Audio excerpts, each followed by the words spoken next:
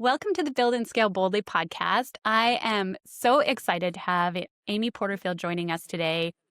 She's such an inspiration to me. I've been in her mastermind and I'm so excited for all of you to hear about her business journey. She has an incredible bio, and I'll put the full length bio in the show notes, but I just wanted to highlight a couple really important things. Amy has over 120 million in revenue in her business over 16 years.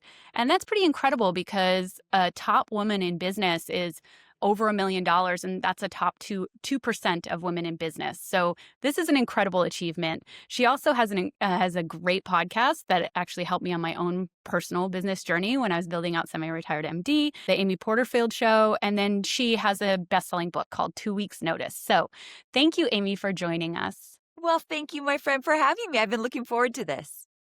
So, Amy, can you tell everyone a little bit about your journey from corporate America into building your first business and what kind of limiting beliefs you had when you started building? Ooh, so many, so many. And I shouldn't have because I work for Tony Robbins, so I should have been able to squash those limiting beliefs, but they were there. Let's see here. 16 years ago, I started this online business, but 7 years leading up to that, I worked for peak performance coach Tony Robbins, who you and I both know. And I was the director of content development. So I got to travel the world with Tony and work at the events like Unleash the Power Within and Date with Destiny behind the scenes, working on the content that he does on stage. And it was the most incredible experience of my life. And there was one moment that Tony had brought in a bunch of online marketers to talk about their digital courses because Tony was getting into that space more. And all these men, they were all men, came to the table in San Diego, huge oak table, and they went around and talked about their businesses. And I was called in to take notes. So I was at a side table taking notes about what was being said in the room. And I took the worst notes of my life that day because I was mesmerized by what these men were saying. They were making millions and millions of dollars, but more importantly, on their own time, the way they wanted. They did what they wanted, where they wanted, how they wanted. And I thought, I don't even know what these guys are doing, but I want a piece of this. And that was that first moment that I thought, could I ever do anything on my own? I had never thought of entrepreneurship. I was a corporate girl through and through. But that moment changed me. And I thought, for the first time ever, I want freedom. I want to work when I want, where I want, how I want, and I want to make as much money as humanly possible. And so after that fateful meeting, it was about a year later that I got the courage and put together a plan to go out on my own. And so I went out on my own. Like most people, the first few years were a disaster, very messy, doubted myself. And the limiting beliefs that came up was, who am I to be doing this? I'm no Tony Robbins. I was behind the scenes for so long. So to come out from behind the computer would be crazy to me in that moment. And I thought, I don't know enough. There's no way that I could create my own digital course and sell something online. I know a lot about a little, but I don't know enough. And so these were the limiting beliefs. And then what if it doesn't work? What would that mean? And I thought it would mean total failure for me. Everyone would laugh at me online. Like I battled everything in those first few years. But the one thing that got me over a lot of those limiting beliefs is I was very clear what I wanted, and I wanted to be my own boss. And I didn't want anyone, as much as I loved Tony, I didn't want anyone telling me what to do anymore. And so my vision, my dream for what I wanted my life to look like was just a little bit bigger than all of those limiting beliefs that I had, just tiny bit bigger. And over the years, as I got successful, became bigger and bigger and bigger. But I always say it doesn't start with confidence. I had zero. It just starts with courage, that leap of faith. And the day I left the San Diego headquarters and went out on my own, that was all courage. And I'd say it was few years till confidence came. Now, one question that kind of all brings up is, so you completely left your job to start your business. A lot of people do both at the same time. They kind of straddle and they have the salary still coming in. They're building their business on the side. I know I've largely done that. So can you talk about why you decided to do it that route and whether or not you would do it that route again, or would you do something different? Love this question. So what I didn't tell you yet is that I did take a few clients as a little side hustle while I was still working. And I think we all should start a side hustle first. You got to get your feet wet. You got to just figure it out. I didn't leave Robbins with a lot of money. I wish I had a little bit more before I left, but I did leave with a few paying clients. And then my goal was I just need to make enough money that first year to cover my salary, which is $150,000. So I had to make $150,000 my first year out on my own to feel safe that maybe I could do this. But one thing I did was once I left that meeting and I thought, holy cow, I want to learn how to create digital courses. I want to learn how to launch them because ultimately that's what I did. And that's what I've taught people to do for 16 years now. And so I asked to move to marketing. We were in a big transition. So it was a lucky, lucky time. And they allowed me to move from the content department to the marketing department. And then after about 6 months, I asked if I could go part-time and only manage Unleash the Power Within and Date with Destiny content. And they said yes because they were in a transition. So I took advantage of every opportunity I could, baby step, baby step, baby step. So I'm not a big fan of quit your job and hope your business works. And I'm not a big fan of quit your job and then start your business. So I wish I did my side hustle even more. I think I should have stayed 6 months longer, but took that side hustle really seriously and had financial goals. I didn't do any of that. So that first year, I panicked the whole first year that I wouldn't be able to make enough money. And panic squashes creativity. So I Mhm. struggled with that a lot. So I do wish I slowed down a little and built up the side hustle more. Yeah, really, such great points there. Wondering if, going through and building up that side hustle, how did you actually then break what I think can be seen as the golden handcuffs of being in your job? Because I remember that too. I remember having a half-time job, having 6 employees. I was pregnant, I had a couple kids, and I was just like, it's so easy to do my other job. I should Yeah. just keep Yes. going. How did you deal Oh with my that? gosh. I love that you said this. Okay, so this is actually the way I got away from that is a story Tony tells on stage where it's a bigger story behind it, but the punchline is when you're going for something big, you have to burn the That's boats right, and burn the storm the boats. island. Did you know that was coming? I knew Because that was coming. it's huge. Burn the boats and storm the island. And I've heard him tell this story hundreds of times. And then when I started thinking about doing it, I was like, wait a second. So or burn the boats, no turning back. Mm. And so what I did was when I decided to quit Tony Robbins, I told myself, if they come back and offer you side jobs, you have to say no. You have to look for it somewhere else because my job was a sexy job. I got to do really cool things and Tony's a cool guy. And so I could easily be brought back to it, especially because my first launch, I made $267 and cried for a week. It was a disaster. After that first launch, my first thought was, I need to ask Tony if he'll take me back. Like I was ready to go back. But because I told myself, you are never allowed to take another job from the Tony organization, just because I knew I'd go back full time, that one rule saved me. So if you do leave your job, but you keep one foot in, one foot out, this is way too sexy and way too safe. And what keeps you safe keeps you stuck. I Mm. just knew it. And so, yeah, I had to make a rule for myself, go find the work elsewhere because that's way too safe. Yeah, I've heard you say that. I think when you talked at our conference last year, what keeps you safe keeps you stuck. And I think Yes. that's a really important one for people to file away in their brains. It's so easy to remember, but absolutely that the ease of your previous job because it's comfortable, because you know what you're doing, you're probably really efficient. Yes. You have trouble leaving. And I remember saying, oh, I'm going to burn the boats this time Yeah. and not doing it time after time after time. So it's It's a a really, seductress for sure. It's real. and Yeah. such a normal process. Yes. One thing I heard you say, maybe like 5 minutes ago, was you wanted to make as much money as possible. And Yeah. I love that I heard you say that because I think so many people have so many money stories and so many negative feelings about being Mm. wealthy or having money. Talk to me about whether or not you had any of those and how you help people. Because I know you coach a lot of us, 6-figure, 7-figure businesses, owners. And how do you help people get past that fear of money? Because it really does hold you back. Oh, it's a big one. I was raised by a really blue collar family. Mom and dad were both blue collar. We had enough, but never a lot. And my dad was a big saver. So he held money really tight, still does to this day. And so I didn't have a lot of great examples of abundance mindset or, where there's more where that came from kind of thing. And so I've always probably, not always, not anymore, but held money really tight. And I think that that holds you back. And so what I tell the women I work with now is that you are allowed to want more, even if you have a great life, even if you have a beautiful spouse and children and home and all of that and great health, you are allowed to want more. Because I think so many of us, men and women, we feel like we shouldn't want more than we need. And I don't believe that, because what I can do with more money to not just for my family, but so many other families is incredible if I steward the money well. And the other thing, so you're allowed to want more even if you have a great life. And the other thing is you deserve it. Because what happened was when I made my first $30,000, I did a launch, made $30,000 in like a week or something like that. Thought I was the richest woman in the whole world. And then I thought something bad's going to happen. Because if Mhm. something good happened to me, I don't deserve this much money in that short a time. Something bad has to happen.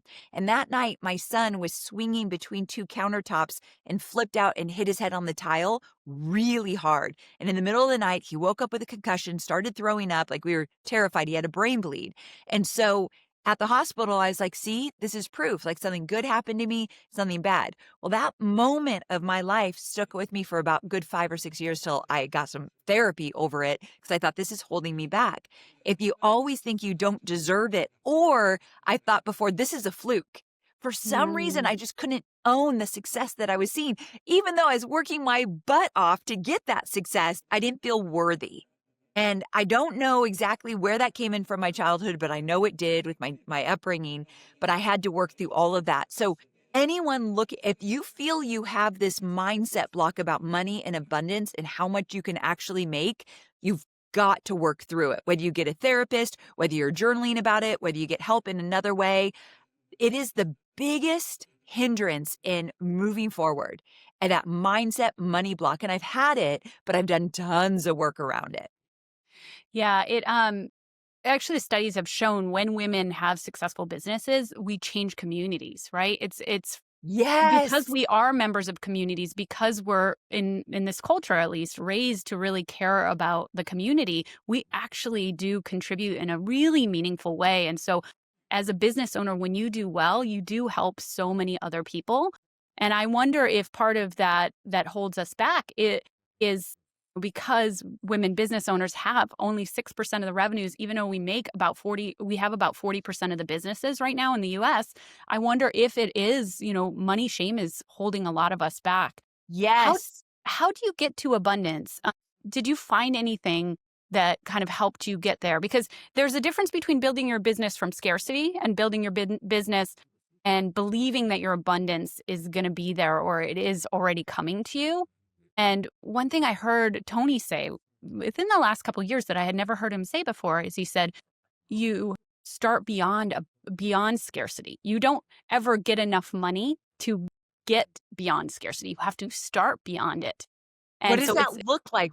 I've never heard him say that either. I think it's a daily practice of Mm. seeing all the abundance you already have around you and Yes. feeling and trusting and having faith that the universe is going to take care of you. If you do really good things in the world, that it's going to come back when you need it.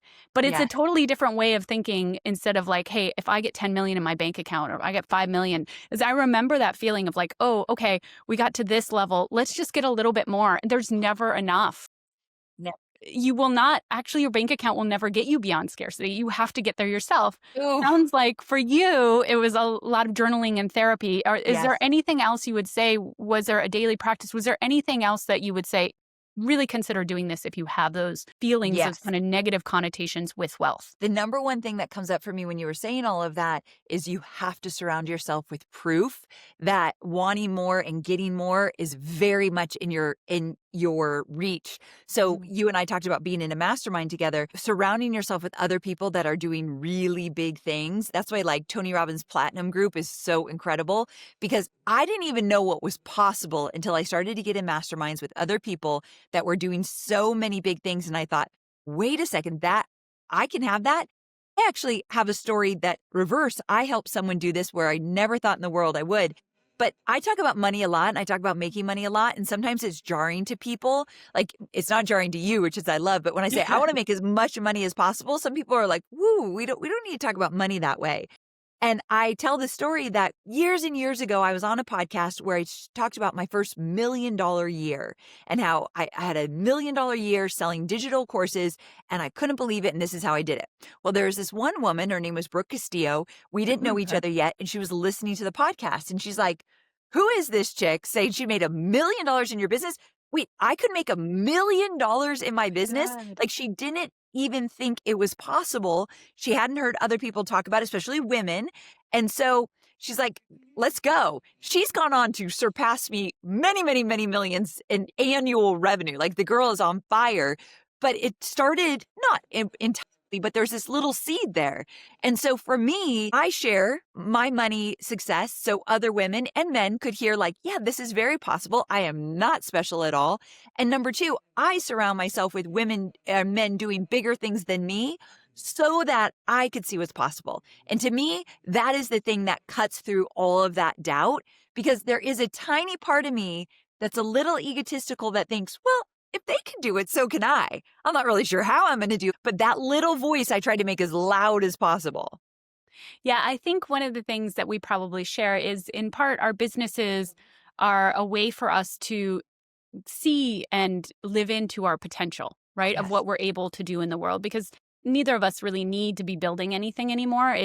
It's more of like seeing what we're capable of and contribution, right? Yes. Contribution to our communities, contribution to the women who will follow in our footsteps.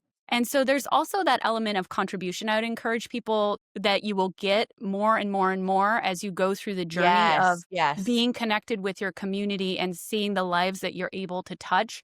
And that also, I think, helps you be able to say, hey, I want to make more money because it really is, for me anyway, I think it's a reflection of the amount of value that you're adding into the world and the amount of lives that you're helping. And if you can help more people get wealthy, especially women, because that's what this is all about, Yes. it does come back to you. You can contribute even more because you have those extra funds. Exactly. Because you have those extra funds, like you never know what is possible when you start making a lot of money. And I talk about money a lot because I think doors open. When people know I make a lot of money, I do get a lot more opportunities coming my way. Sad, I don't love it, but it is very true. We can't pretend. And so those opportunities, I make the best of them and I don't make them all about me. And I want to bring other people along with me. But there's some magic that can happen there. Yes, yes. And that opens doors to influence and help other people too, Yes. those opportunities. And you're so cognizant of making sure you bring other people with you, which Yeah. I love. It's such a fun way to live life to say, hey, have fun, grow and bring other people with you. Yes. It just gives us so much energy, I'm It sure. does. It's like all worth it. Yeah. Um, so I wanted to talk to you a little bit about your organization because you have so much organizational skills. You're so structured and you build systems. And I think, unlike a lot of other people, a lot of times people's businesses are a little bit of chaos. So, Mm. can you talk to us about how you think through building systems and maybe give us even some actionable tips or insights you've gathered over the years of the most important systems you might want to build as you're building your business? Yeah. So when we look at our company, so I have a podcast and I have digital courses and I have a team of 20 full-time employees all across the US. And as the team got bigger, the reason I have so many systems and SOPs and processes is because the team got big and everyone was doing their own thing. And then no one knew what was going on at any given time because there was chaos at that point and we grew pretty fast. So one of the things is I always live and die by a project management tool. It doesn't even matter which one it is. We use Asana, ASANA, so Asana. And there is not, so this is one system in my company. There is not one project or task that gets done that hasn't already been put in Asana, assigned to a person, and has a DDD, drop dead date, put into the note. So as long as you get it done by this date, we're good. And so every single project and then every single task goes in there, no matter what. In addition to that, my team, we do not email each other. I have never emailed my CMO, my project manager. We do not email each other ever. Everything is either Asana or Slack. And Slack is the quick communication, but no tasks are ever allowed in Slack. Only a quick conversation. Hey, I saw this. Did you see it? What do you think? That's great. Hey, this needs to get done by this date. No, no, no. That goes over to Asana. And so we have quick conversations in Slack. We have Asana and no emailing whatsoever. We email outside to other people, but not each other. So even just those 3 systems right there are huge. We also work a 4-day work week. And so we don't work Fridays unless we're in a promotion. And the way we get, and I got to tell you real quick, when years ago I came to my team, I think it was 2021, and I went to my leadership team and I said, I read this book called Shorter, and I want to do a 4-day work week. Now, I'm a people pleaser. And what the truth was is I wanted a 4-day work week, but I've always vowed to run my team like they're entrepreneurs too, and not just like a corporation. So I thought, if I'm going to do a 4-day work week, I want them to have one. And I have lots of moms on my team. And so I went to my leadership team thinking they're going to say I'm the best boss in the world. And they looked at me like, you have lost your mind. There's no way we can get this much done in 4 days. And I said, okay, well, let's just try it. Everyone read this book. We're going to give it a 90-day trial. And if it fails, we're not going to do it. But one of the things, speaking of systems, we had to do is we had to just stop having meetings every day. You can't have scattered meetings Monday through Thursday. We pick 2 days, Tuesdays, Thursdays, meeting days, Mondays, Wednesdays, nobody's in meetings.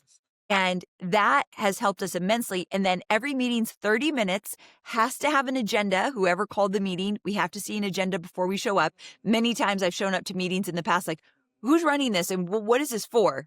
None of that. And if you need 30 more minutes, you have to justify why it's a 45-minute meeting. And so these things helped us immensely kind of get dialed in, because there's so much going on, but there's so much wasted time. And so these systems that I've done have helped us to streamline everything and allow us to really have a 4-day work week.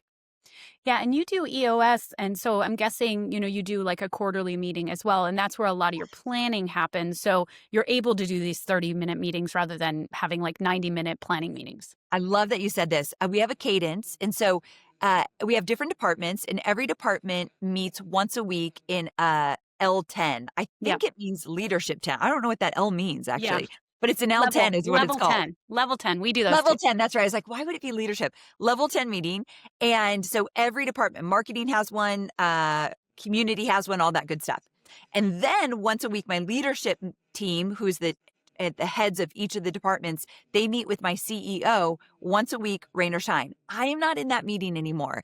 In 2023, I brought someone up that used to work for Tony Robbins. For the record, she was his favorite, not me. And she used to do his content too, and brought her up into my director of content and then my CEO over many years. So I have a CEO, and then she manages the leadership team, and they meet once a week. And then once a quarter, the leadership team with me meets in person for 2 full days. And we say what worked in the last quarter and what are we planning for the next quarter. So those quarterly in-person meetings have become everything to us because it sets the stage. And we started to communicate better with our team. Like, this is what's happening. Right after that meeting, we do an all company meeting. So it's been really helpful. Yeah.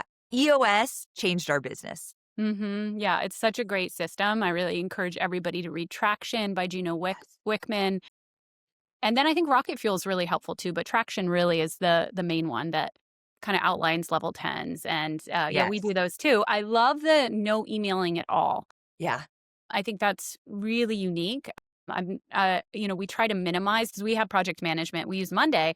We try to put most things in Mondays, but we don't have a rule. And I think that rule is It's the so rules. helpful. It's right. Yeah. And also people get lazy and they start to put things into chats, and you have to stay You lose diligent, it. right? But if you've got a rule like that and everybody knows that rule, you are all going to be diligent on it. So It's true. And when there's I'm a rule, you can implementing. easily, you can really say, like, when there's a rule, you can say, oh, you got to put that in Slack, and you don't seem like a jerk. Mm, Also, we use this really cool tool called Spark for our email. Have you ever heard of that? Spark? mm-mm. So Spark allows you to, so if someone emails me and my CMO about something, Spark allows you to have chats below the email where I'll say, hey, I'm putting this into Asana, or hey, just want to make sure you're getting back to this person. So we're not emailing, but there's a chat. Action items go in there. But if I wanted to be like, you got this, right? And then I don't have to worry about it. So Spark allows us to stay out of our emails as well. Yeah, it's a good Beautiful. tool. Okay. I wanted to talk a little bit about how you structure your time. And we talked about your team time, but how do you think about structuring your personal life and your business, allowing for, the spaciousness that you want at this stage in your journey? It's a great question because I struggle with it. And I don't like to sugarcoat anything. So I have a husband who's retired. I'm the breadwinner of our family. He's a retired firefighter. And this one I struggle with because if you told me I could work all day, I genuinely would be a happy girl. I enjoy it. I love it. I know you have a little of that. Like, we love the work we do. And so, and I could get down a deep rabbit hole. However, the most important thing in my whole life is my marriage, and I take it very seriously. So there's been a few times along the 16 years that my husband Hobie would have to say, I'm losing you again. I need you to come up. I haven't seen you, or we haven't really truly connected in a few weeks. I need you to come back to me. That's what he says. Come back to me. And those words right there, I just know it. We've done a lot of couples counseling to make our marriage strong. So we know kind of the communication styles that are needed to bring us back to each other. Well, number one, the 4-day work week came out of I wanted more time with my family. So that was one of the things. And then I also have a really good support system behind me. I have a therapist that I meet with every other week. I have a business coach, and I have a trainer that comes to my house 3 times a week. And so I think the best money I could spend is on my mental and physical health.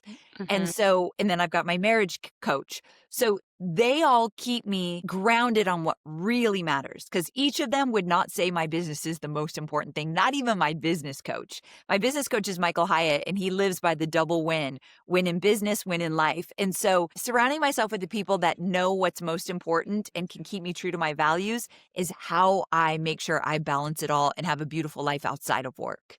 Yeah, it's ultimately what people I want people to hear is you're putting yourself first in the way that you are making Absolutely. sure there's space for exercise, that you're still getting mentorship, because Yes. it doesn't matter what level you're at in No. business. Like, there's always more to learn. There's always people who are doing something better than you that you can learn from. And so, even if you have an 8-figure or 9-figure business, like, remaining coachable, I think, is really, really important. Remaining humble Yes. and allowing yourself to still be able to learn from people who maybe haven't mastered business even to your level, but they've mastered something else that you want to So master. true. Maybe it's a relationship or whatever. So I just wanted to highlight those things that you're doing Yeah. for other people who are following in your footsteps. So one other thing I wanted to notice is that you really had a lot of focus in your products for a long time. So you Yeah. had Digital Course Academy, Mhm. you had kind of some lead-in products, Yep. and you've expanded now into masterminds, and I know you've kind of expanded your offerings in general. So can you talk about focus versus, adding products, and then Yes. when to add, right? Because I think this is always a question for people. I remember asking Keith Cunningham, who we personally both know, back in the day, I said, "Hey, Keith, should I take semi-retired MD and should I expand it out to high income earners?" And he said, "Well, the river cut through and formed the Grand Canyon. It cut through rock because it was focused. Otherwise, it would have been a 2-inch mud puddle." So Oof. there's a point at which you go from focus and you do expand. So what's that point, Yes. and how do you think about it for yourself? The way I think about it is I have to earn my elevation. And here's what I mean. So you're right. For 16 years, I have taught people how to create and launch profitable digital courses. I should say 14 years. The first 2 years, I was trying to figure it out, doing a lot of different things, which is very normal. So that is what I've been known for. If you're in a room of entrepreneurs and someone says, I want to create a digital course, 9 times out of 10, my name will come up Yeah. because I've stayed in my lane. I've been a racehorse. I can't look left or right. I've got the blinders on and I've stayed in my lane longer than I probably have wanted to. As entrepreneurs, we love variety and shiny Mm. things and being creative. But my secret to success is I don't engage in the shiny things. I just stay with one thing. So, how to create and launch digital courses over and over again. And that's how I built my wealth. However, just recently, over the last probably year and a half, I've had it on my heart that I've wanted to create masterminds of women, high earners, and support them on their journey. And I just was ready for the higher, more in depth conversations. And so the first question I asked myself when this became like something on my heart was, am I just bored? Am I just bored and I want variety? And so I want to switch things up. Because if the answer is yes, it is not creating another product. That's the number one thing. You don't create it out of boredom or I just want something new or this would be fun or I can make a lot of money with that. I don't care about any of that. The thing you're doing now, is it locked in? Have you taken it as far as you want to take it? And have you given it your all? And so in my world, my Digital Course Academy program, which specifically has brought in over $60 million alone, I have taken it so far and I could take it much farther. But because I feel called to this other thing, I'm going to put a pause on this. I'm not going to do both. I'm a really big fan of the one thing. And so I want to go all in with this new coaching program for women that I've been building. And I'm going to get it to a place that I've gone as far as I can, which will take a very long time. And then I can talk about another pivot if I want. I've done very few pivots in 16 years, and I feel like that has been part of my success. Mhm. Yes, the focus. The focus is how you build wealth, right? But Yeah. then at a certain point, you do expand and you protect your wealth, right? In Yes. investments. And investments is the same way. You build a skill set, and that's how you build your wealth. And then you have a diversified portfolio to protect your wealth long term. Yeah. Well, that's such exciting stuff coming out of what you're doing. So, can you talk to everyone a little bit about what you're doing and how they can find out more about you and your offerings? Well, I appreciate you asking. So I have gone all in with women entrepreneurs. So I love the gentlemen. I have many in my audience, but now I'm serving the women entrepreneurs. So if you're making around 200K right now and you annually and you want to make more, that's the coaching program that comes out in January. And then I have the Millie Club for women making 500K and want to hit to a million. And then the mastermind you and I were together, multi-million dollar women scaling their businesses. And really, I have a newsletter, and that's where so much of how I share how to build a business, that's where I'm sharing it. So it's amyporterfield.com/newsletter. So that's where every Tuesday morning it comes from me. I write it and I share my stories of building a business. And I really want to encourage people to listen to your show too, because Yes. I remember being a full-time doc, like driving into the hospital, listening to your podcast, saying, "Oh my gosh, that's such a good idea." Like specifically, I remember you had one show on accountability in courses. And I like literally built something called an accountability tracker, and people could put in their points and Stop it. like they could see progress. And just like every single podcast had so many actionable items that came out of it. So if you're building an online course, like that podcast is pure gold. I mean, even episodes Thank 5 years you. ago, like Yes. amazing and so helpful. So I hope Thank you. people will listen to that too. And it's a little tricky. So my podcast is the Amy Porterfield Yes. Show, but Sorry, the no. one you're talking about, which is in the same feed, is Online Marketing Made Easy. So it's all there. Okay, awesome. Yeah. Thank you. Thank you, Thank you, Amy, my so friend. much for I spending time love with this. us. Yeah, it Yeah, was so much fun. Thank you. I appreciate you. You take care, my friend.